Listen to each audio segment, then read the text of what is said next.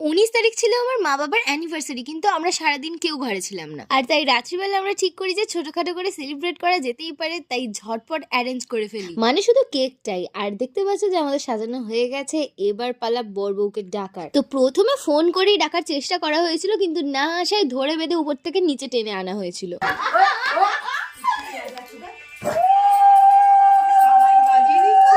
Anniversary বর বউয়ের এদিকে লুসি বেশি নাচানাচি করছে,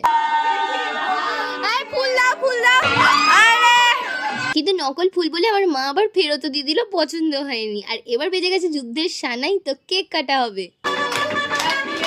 তারপর আমরা সবাই কেক খেয়ে তো নিলাম, আর এরা মাখামাখিও করে ফেললো। এই নাও, তোমরাও খেয়ে নাও। আর দাঁড়াও, একটা ইউনিক জিনিস দেখাই। এটা কিন্তু চায়ের কাপে রচান হয়, এটা হচ্ছে থামস আপ। কিন্তু এসবের পর সবার একটাই প্রশ্ন, কবে খাওয়াবে বলো?